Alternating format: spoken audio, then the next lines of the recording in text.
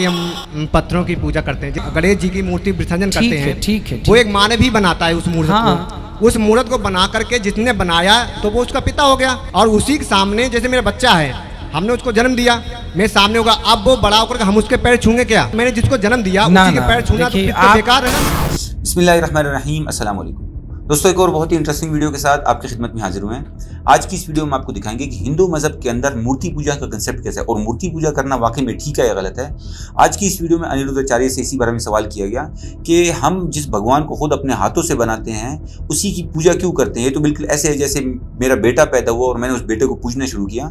इसके बारे में बताएं। देखिए पंडित का अजीब सा और बेवकूफ़ाना जवाब सुनिए। उसके बाद हम आपको दिखाएंगे डॉक्टर जाकिर नाइक साहब से भी इस बारे में पूछा गया कि मूर्ति पूजा हिंदू मजहब में क्या करना ठीक है या गलत है, या हिंदू मजहब की किताबों में मूर्ति पूजा के बारे में लिखा गया है नहीं, इसके बारे में बताएं। देखिए डॉक्टर जाकिर नाइक साहब ने उसके बारे में बड़ी डिटेल से बताया। आइए देखते हैं इस वीडियो। एक सवाल लास्ट पूछ लूं, आप 10 पूछिए, 10 पूछिए। जैसे आपने कहा कि हम पत्थरों की पूजा करते हैं, जैसे मैंने कोई चीज़ बनाई, मैंने अपने हाथों से हथौड़े से बना करके उसको मूर्त बना के, जैसे कि गणेश जी की मूर्ति विसर्जन करते हैं, ठीक है। वो एक मानव ही बनाता है उस मूर्त को। उस मूर्त को बना करके जिसने बनाया तो वो उसका पिता हो गया, ठीक है। और उसी के सामने जैसे मेरा बच्चा है, हमने उसको जन्म दिया, मेरे सामने होगा, अब वो बड़ा होकर हम उसके पैर छूंगे क्या?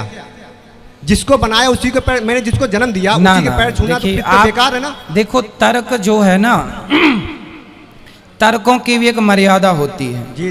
उसी मर्यादा में सर मैं बोल रहा हूँ कि कौन सा तर्क करने योग्य है, कौन सा तर्क करने योग्य नहीं है। अब आपने कहा जो मूर्तिकार होता है ना बेटा, वो सिर्फ मूर्ति बनाता है। उसने उसको मतलब रूप दिया, एक रूप दिया। अच्छा ये बताओ कि मूर्तिकार ने जो रूप दिया वो रूप लाया कहाँ से? वो अपने मेहनत करके माइंड से ना बेटा, आप ठीक कह रहे हैं। हर पत्थर में एक मूर्ति छिपी हुई है। मूर्तिकार ने पत्थर का केवल बाहरी आवरण हटाया, मूर्ति बाहर से लाके पत्थर में डाला नहीं। मूर्ति तो ऑलरेडी पत्थर में थी, बाहरी आवरण हटा दिया तो मूर्ति प्रकट हो गई। और पत्थर की मूर्ति मूर्तिकार तो बनाता है, पर तब तक वो भगवान नहीं होती। जब मूर्ति को ला करके वेद मंत्रों के द्वारा उसकी प्राण प्रतिष्ठा कराई जाती है तब वो भगवान होते हैं ना बेटा। एक रूप में आप भी भगवान हो, आपकी माँ भी भगवान है। इसलिए तुलसीदास जी ने कहा है, सी राम मैं सब जग जानी, सब भगवान है। कण कण में है तो श्री कृष्ण, पर बोला जाएगा कि ये संसार है। संसार कुछ नहीं है बेटा, ईश्वर ही संसार है। मिट्टी ही घड़ा है, सोना ही आभूषण है। आभूषण अलग से नहीं आए, गोल्ड ही है। उसी तरह तुम भी भगवान हो, ये भी भगवान है, तुम्हारे बच्चे भी भगवान है, तुम्हारे घर में जो पेड़ लगा है वो भी, तुम्हारी गौ माता, तुम्हारी बकरी, सब ईश्वर है। सी राममय सब जग जाने। अगर मैंने सबको अगर ईश्वर माना तो हमारा ये देश आज इतना पीछे क्यों है? बहन ने सवाल किया है कि वो कृष्ण की पुजारी है और जब बुत परस्ती करती है, मूर्ति पूजा करती है, तो उस ईश्वर का फोटोग्राफ रखती है, उस ईश्वर की मूर्ति रखती है ताकि कंसंट्रेशन के लिए, तो इसीलिए वो मूर्ति पूजा करती है। बहन, आपकी हिंदू धार्मिक किताब में लिखा है कि मूर्ति पूजा गलत है, और मैं कई बार कह चुका हूँ, फिर से दोहराता हूँ कि लिखा है श्वेताश्वेतर उपनिषद में चैप्टर नंबर 4 मंत्र नंबर 19 और यजुर्वेद में अध्याय नंबर 32 मंत्र नंबर 3 में, न तस्य प्रतिमा अस्ति। उस ईश्वर, उस भगवान की कोई प्रतिमा नहीं, कोई फोटोग्राफ नहीं, कोई पिक्चर नहीं, कोई पेंटिंग नहीं, कोई बुत नहीं, कोई मूर्ति नहीं। आपकी मजहबी किताब में साफ तौर पे लिखा है मूर्ति पूजा गलत है। फिर भी हिंदू धर्म के अधिकारी पंडित मुझसे कहते, मैं जब कहता हूं आपके मजहबी किताब में साफ लिखा है गलत है, क्यों करते आप मूर्ति पूजा? तो वो कहते हैं कि मूर्ति पूजा करते हैं, मानते हैं गलत है, लेकिन मूर्ति पूजा करते कंसंट्रेशन के लिए। जब हम हायर लेवल ऑफ कॉन्शियसनेस पहुंच जाएंगे तो मूर्ति पूजा की जरूरत नहीं।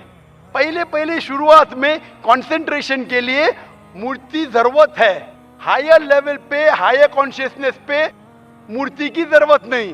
तो मैं उनसे कहता हूं, उन पंडितों से और आपसे भी, हम मुसलमान हायर कॉन्शियसनेस पहुंच गए, हमें मूर्ति की जरूरत नहीं। मैं इनसे पूछता हूं कि शुरुआत में कहते हैं कि स्टार्टिंग में जरूरत है, बाद में नहीं। जब आप स्कूल में जाते हैं, पहली कक्षा में आप बेसिक सीखते हैं, बेसिक सीखते, कठिन चीज बाद में सीखते, 8वीं 9वीं 10वीं में। तो मैथ्स में अगर कोई कहेगा 2 + 2 = 5, आपने कहेंगे गलत है, मैं जानता हूं, 10वीं में आऊंगा तो कहूंगा कि 2 + 2 = 5, it is 4। आप बचपन में ही कहेंगे भाई 2 + 2 4 इज द फाउंडेशन। अगर हर मजहब का फाउंडेशन है कि भगवान की मूर्ति नहीं है, फोटोग्राफ नहीं है, बुत नहीं है, फाउंडेशन ही जब पहले गलत सिखा रहे तो आगे जाके कैसी इमारत बनेगी। तो इसीलिए इन पंडितों से जब मेरी बहस होती है, गुफ्तगू होती है, वो जवाब ही नहीं दे सकते। वो कहते मानता हूं कि हमारी मजहबी किताब में गलत है, लेकिन फिर भी इनिशियली कंसंट्रेशन के लिए। तो मैं कहता हूं कि हम मुसलमान इनिशियली भी हमें जरूरत नहीं मूर्ति की ना बुत की, हमें हमेशा हक बात कहना चाहिए। और ये साफ तौर पे लिखा है सारी मजहबी किताबों में, चाहे हिंदू मजहब की किताब हो, ईसाई मजहब की, यहूदी मजहब की, इस्लाम मजहब की, मूर्ति पूजा गलत है और हराम है और हमें इससे दूर रहना चाहिए। हमें खुदा के कलाम पे, खुदा के अहकामात पे अमल करना चाहिए, ये दीन के ठेकेदारों के नहीं। अगर आपको लगता है कि जाकिर गलत है, जाकिर को भी छोड़ो, जाकिर इस्लाम में 0 है। अगर जाकिर वो बात कर रहा है जो खुदा से मिलती है, जो आखिरी पैगंबर से मिलती है, इसीलिए मैं हवाला देता हूं, चैप्टर नंबर वर्स नंबर। इतने हवाले थोड़ी फेंक रहा हूं मैं, आप चेक करो और जाके तहकीक करो, संतुष्ट हो जाएंगे तो अमल करो। तो मैंने इतने हवाले दिया हूं बहन। आप मानते हैं कि बुत परस्ती गलत है अभी? Sir, I completely agree with what you said. माशाल्लाह, आप अग्री करते हैं लेकिन अमल नहीं करते। बहन, Bhagavad Gita does it say that you have to do idol worship? Sister, I don't want you to be very religious. At least be little religious. And the basics of religion is that idol worship is haram. Idol worship is forbidden. I am asking you, where, which chapter, which verse of Bhagavad Gita tells you that you have to do idol worship? Which verse? Hindu मजहब क्या कहता है खुदा के बारे में, भगवान के बारे में, ईश्वर के बारे में? अगर आप कोई हिंदू से पूछेंगे कि वो कितने खुदा में मानता है, कितने ईश्वर में मानता है, कितने भगवान में मानता है, तो आपको जवाब मिलेगा। कोई हिंदू कहेगा 3, कोई कहेगा 100, कोई हिंदू कहेगा 1000, कोई कहेगा 33 करोड़, 330 मिलियन, 33 करोड़। लेकिन अगर आप एक ऐसे हिंदू से पूछेंगे जो अपने हिंदू मज़हब के किताब का मुताला कर चुका है और हिंदू मज़हबी किताब पढ़ चुका है, वो हिंदू कहेगा कि हिंदू को सिर्फ एक खुदा की इबादत करना चाहिए और एक ही खुदा में मानना चाहिए। लेकिन आम हिंदू वो एक फ़लसफ़े में मानता है जिसे कहते हैं पैंथीइज्म। पैंथीइज्म के मानी एवरीथिंग इज गॉड, सब कुछ खुदा है। आम हिंदू मानता है कि सब कुछ खुदा है, चांद खुदा है, सूरज खुदा है, इंसान खुदा है, पेड़ खुदा है, सांप खुदा है। हम मुसलमान ये कहते हैं और ये मानते हैं कि सब कुछ खुदा का है।